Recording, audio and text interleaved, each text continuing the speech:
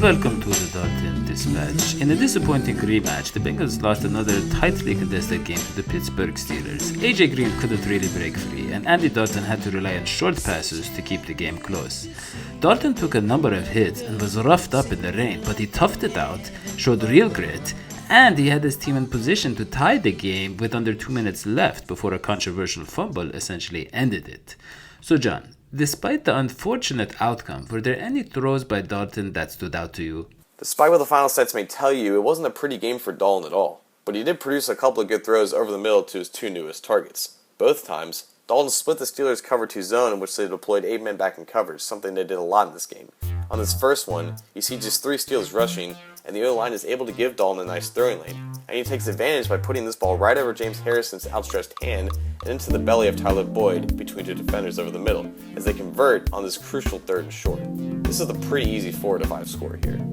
Another nice throw came late in the 4th quarter when again, Pittsburgh only brought 3 rushers, but this time, the pressure gets to Dalton and his throwing lane is disrupted, causing him to fall back on his release, but he still puts it right in LaFell's hands in stride for another crucial first down, and another easy 4-5 score here.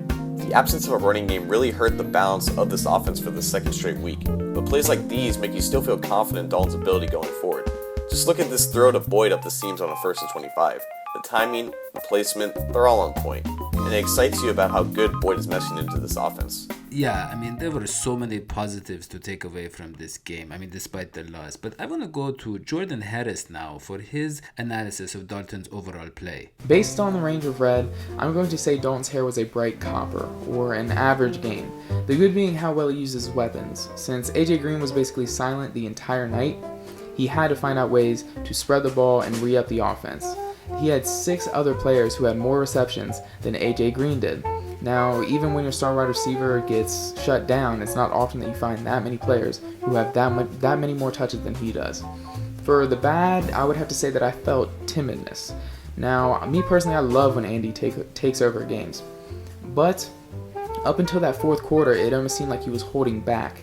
There were multiple 3rd downs where he would either check it down to a running back or a tight end who clearly had somebody on him, or he'd throw it to a wide receiver who was 3 to 4 yards short of the first down. For some reason, it just felt like he was way too conservative.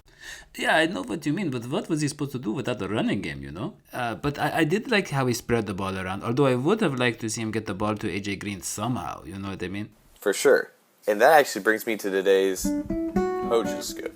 Dalton threw for precisely 366 yards and ran for 7 yards for the second week in a row.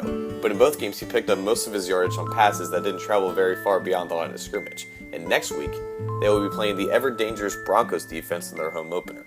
Now, I'm usually one for optimistic predictions, but I gotta say, I don't think the offense is going to find that balance they're looking for in this game, and they will continue to rely on short checkdowns as Indy throws for a pair of interceptions. But tight end CJ Uzomah will score his first NFL touchdown as well, and that will be the deciding score in a close and defensive victory.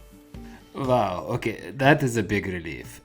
But, since you do such great research, John, would you happen to know what happened to Hoji? Why you couldn't do the Mojo Scoop? Well, my sources are telling me that the embarrassment of losing to the Steelers yet again caused Hoji to fall into a downward spiral, and he's currently indulging in aquafaba meringues, yes, that is about as awkward as it sounds, in a small coffee shop on the Pacific Coast Highway. Excellent work as always, John. Catch us next time on the Dalton Dispatch. And don't forget to like our Facebook page at facebook.com/DHSportsTV.